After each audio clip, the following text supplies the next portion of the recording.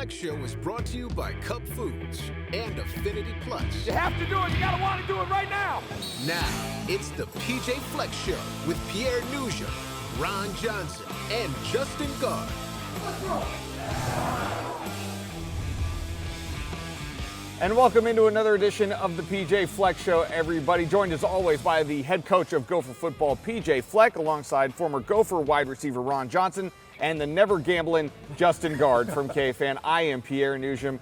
The Gophers have now won 3 in a row to make their record at 7-3 overall, 4-3 in conference. Coach, the latest victory coming against Northwestern. Last week we talked about how you cannot take this Northwestern team lightly. You guys did not take them lightly whatsoever. What did you like best about the performance that you saw from your group of players on Saturday? The number one thing would say that we can play a lot better, right? And I thought we started really fast on defense, got the 4th and 1 stop. I think that set the tone for the entire rest of the game.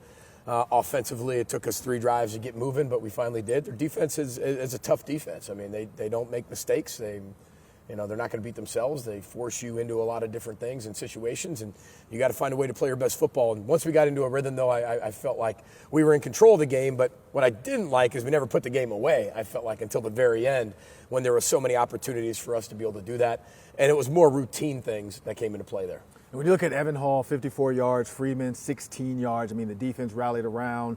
They were hitting every gap. What was like one of the keys to slowing him down and why they do so well Saturday? Well, I think we swarmed the ball really well. We tackled really well, and I think that we played really complementary football. You know, we got off the field on defense really quickly, and we were able to stay on the field and control the clock for close to 41 minutes in time of possession. I think that helped our defense an awful lot, being fresh out there, everybody flying around and helping each other doing their job. We're running out of days to talk about Mo Ibrahim. I feel like we've said a lot about Mo. Well, we're still talking about Daryl Thompson. That's true. Right? 30 years ago, right? So, we'll talk about him some more. We don't talk about Ron Johnson anymore because those records are gone. We had the Hall of Fame thing. Well, what else is there to say about Mo, though? Another unbelievable game. Everybody knows you're going to give him the ball. It doesn't matter. Your offensive line blocks, he runs, and he has 170-some yards. It looks simpler than it is. Yeah. I just want to make sure everybody understands that, because the way we run inside zone, we're an outside zone. The way we run the mid zone, there's so many different versions of that, and it's a little bit of a tweak here and a tweak there that really gets us the adjustments that we need to be able to run the ball really efficiently. And then you have one of the best tailbacks in the country leading the way, breaking tackles, has great vision, great patience, great feet, and a really good offensive line, tight ends and wideouts blocking for him. And he'll be the first one to credit everybody else. But he is a special player, and we're going to enjoy him for as long as we can have him. I always whisper in his ear, you still got one more, don't worry about that. You could have one more year technically. That's true. Now I just get an eye roll. Yeah. And he just walks on by. I don't even get like a ha-ha. And now it just makes him mad. Well, and he comes back from the big injury, but he's also, on a week-by-week basis, the things that he's doing to get himself out there to play, you even see it on a series-by-series, just give us a sense of how tough this kid is. Well, I think it's just the game of football in general, how tough it is, right? I think even Derek Carr in his post-game conference talked about what football players put their bodies through and what they sacrifice just to be able to go to sleep, wake up, play the game they love. There's a lot of sacrifice involved in it, and when you get to game day, that's your reward. We have 36 guaranteed total hours that you play a year, and you're not going to waste any of those. So when you have an opportunity to play on Saturdays or Sundays, you take that personal, and you've got to do everything you can to get yourself feeling right on Saturday. And part of that with Mo, I don't need to see Mo run inside zone on a Tuesday on inside middle drill. I've seen that all the time for the last 5 years. But I think it's really important to know that he takes care of his body at an elite level. I think all of our players do. Our trainers, our doctors deserve a ton of credit because as a coach, you're hands off to all that. The medical part, you educate them, but the trainers and the doctors have that in the science and our facility and the rehab center and our recovery suite.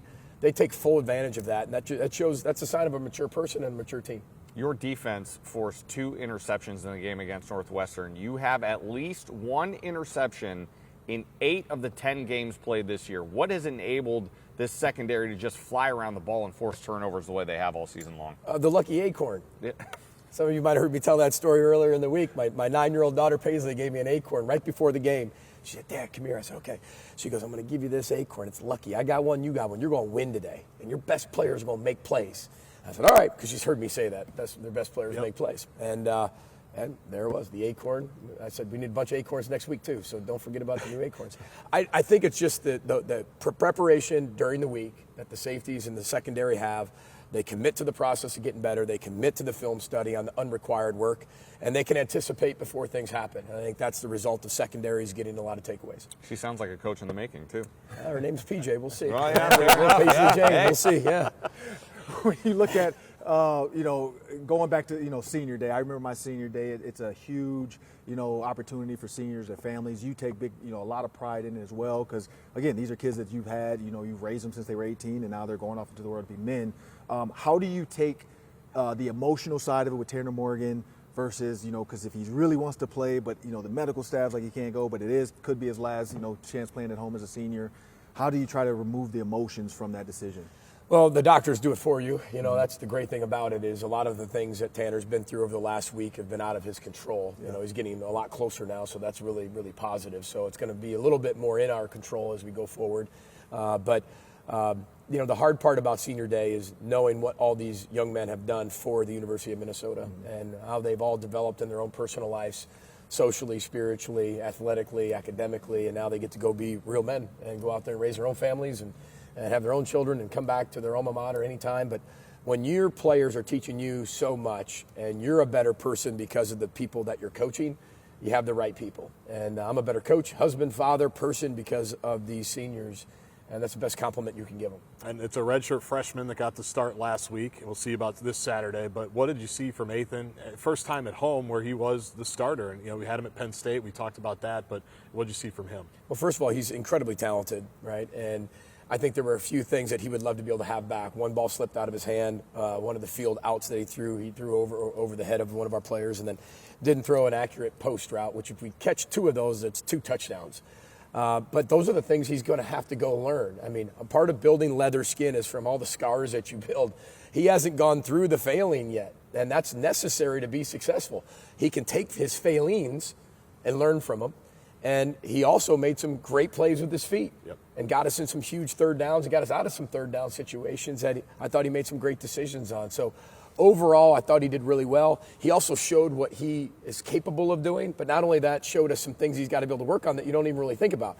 How to warm up, how to stay loose, how to be able to play in that type of that weather, even though he's from Chicago, being able to do it at this level. Be in the huddle, before we actually go out there. One time I turned around, I was like, where is our quarterback? He's over there just throwing the ball, warming up, and it's like, you got to go on the field. Another time he's over there celebrating with the defense, and I'm like, you got to go on the field now. We just got a takeaway. But he has this refreshing personality and this refreshing confidence that is, it's a pleasure to coach because it's fun. And, he's as this college football world expands and changes, I'm glad that he'll be at the forefront of our program. You guys have now won 3 in a row, this coming off of a 3-game losing streak. What has changed from your perspective in these last 3 weeks that has enabled you guys to get back on track? I don't know if a lot has changed. I think just taking the one-game mentality, be 1-0 in our championship weeks. We weren't able to do that for 3 weeks in a row. It's hard to do that when your best running back's out, your best receiver's out, right? Your quarterback gets knocked out. It's hard. I mean, you prepare all year and you have your best players, and then you lose some of your 3 best players throughout the course of that 3-game losing streak. It's hard to do it. Any team. There's going to be teams down the stretch here that lose some players, and they're just not as good of an offense or defense or special teams. But I'm really proud of our players for the resolve and the resiliency they've shown to bounce back. A lot of teams would have folded by now and really just folded up the tents and moved on. Our team responded really well. And this week, I know Daryl Thompson's been texting me about bacon. So, yes, Daryl, I am eating bacon. I'm going against my diet for the week. I had double bacon today. But when you think about it, is. I mean, I got to have it every day. Daryl's making me do it. So, for the keto diet. Is it? Absolutely. I have no idea what the keto diet even is. I mean, I know what it is. I don't know what it entails. But when you look at Iowa, though, everybody's prepared for it. I know the players are. There's huge history around it. When you look at this Iowa team, and this is one of those games I always say, Wisconsin, Iowa, throw the stats out the window, doesn't matter. But third down conversions for your team, you guys are first in the Big Ten, they're last. How do you make sure that you stay on that trajectory and you don't let Brian Ferentz show up and try to trick the crap out of your defense or do something that's, that has not happened all year? You got to win first and second down. This is I think one of the more efficient offenses in what they do and how they do it when they get really good field position and first and second down. They're a team that can drive the ball and get 4 first downs within 12 plays and punt and pin you down inside the 4, and they consider that a win. And it is a win because their defense is so good. Their defense is built like an offense where they are demanded to score points, and they do. Yeah. It is routine for them to have a pick 6 or a touchdown on defense every game.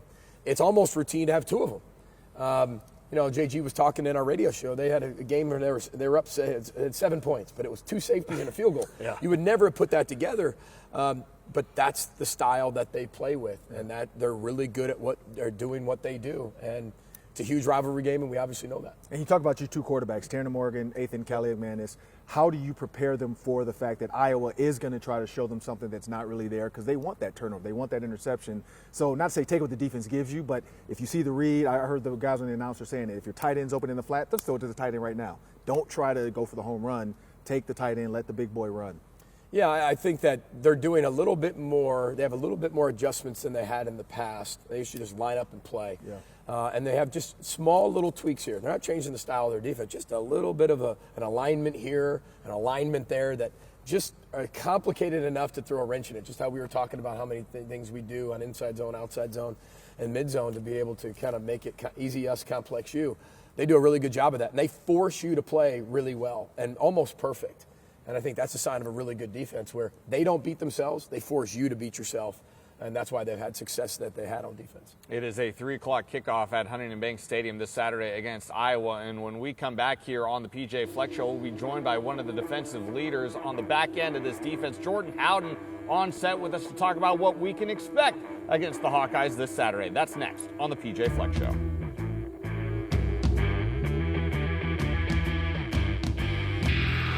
Let's row the boat. You're watching the PJ Fleck Show. Welcome back into the PJ Fleck Show, everybody. Joined now by a familiar face to the show, Jordan Howden, defensive back for the Golden Gophers. Jordan, welcome back. Good to have you back. Thank you. You guys only allowed 3 points against Northwestern. Really a very, very good defensive performance. You forced 2 interceptions. What was the key from your vantage point to limiting Northwestern the way you guys were able to do on Saturday? First, just executing the game plan and going out there and just having fun, and to be able to communicate out there with my teammates, even when it's cold, hot, whatever. But to be able to support your teammates, be able to start fast, and that's what I feel like that's what we did, and be able to control the game. So.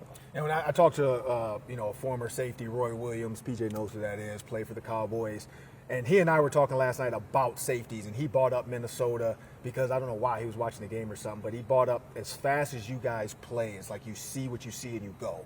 And I don't understand what that means as a safety, but what allows you to play so fast? Like you and Tyler both, I mean, every single time the ball's in the air, or even in the run game, you guys are in the box like that. What's allowing you to play that fast? That goes with preparation, even in the film room. I feel like the more you're able to see what's going to happen before the motion or what you're going to call, it helps you move faster when you're on the field. PJ, when you look at Jordan and just the way he's played all season long, I mean, what type of player have you been getting week in and week out with this young man? Well, I wish we had another year with him, that's for sure.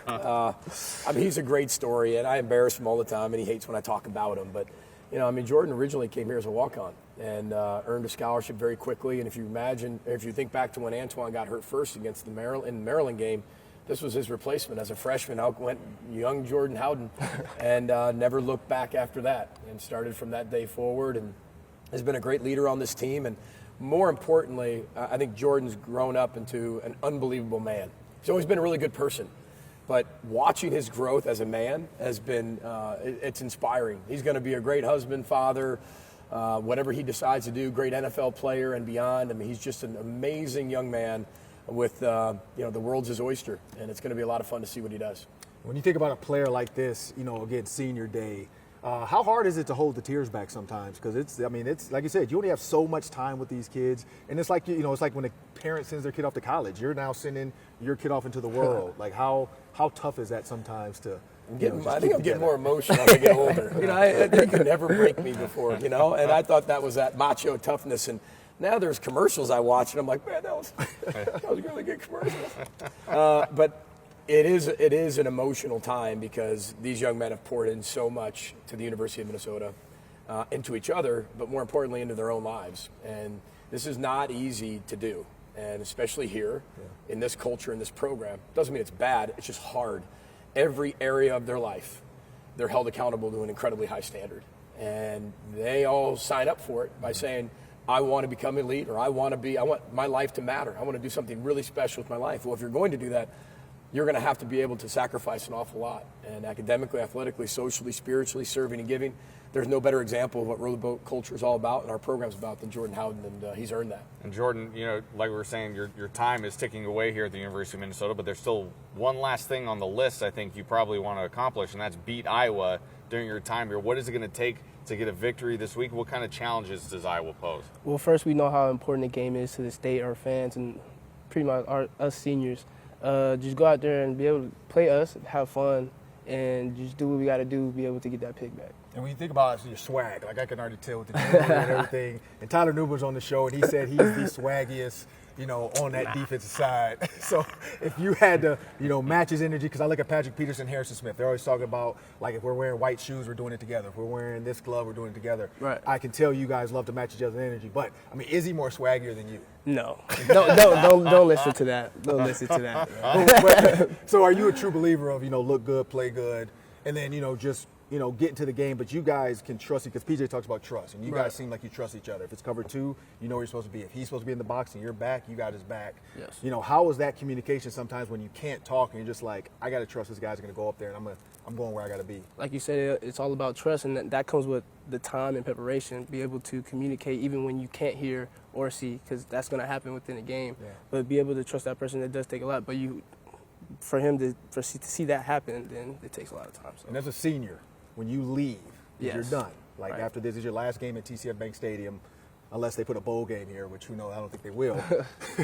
What do you want fans to remember the most about Jordan Howden? Just the energy and the plays that I bring on the field, especially going on the fifth year. A lot of plays and a lot of different games that's happened in the TCF Bank, Huntington Bank Stadium now, my bad. I think I said it wrong too. It's okay. But yeah, just be able to remember my name and what I did on the field this past year. So he can send his check to wherever he needs it. Ron Johnson will be donating to Huntington Bank. One last one for you. The last three games, you guys as a defense have only allowed 16 points combined. Right. When you hear that kind of number, what has just enabled you guys to just work so efficiently at shutting people down?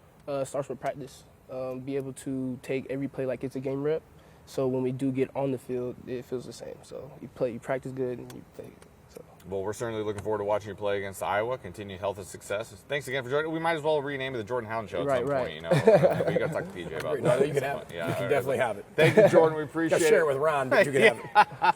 More to come here on the PJ Fleck Show. When we come back, we'll talk a little bit more about the setting we're expecting to see this weekend against Iowa. Going to be a big game between the Gophers and the Hawkeyes. More on the other side of the break.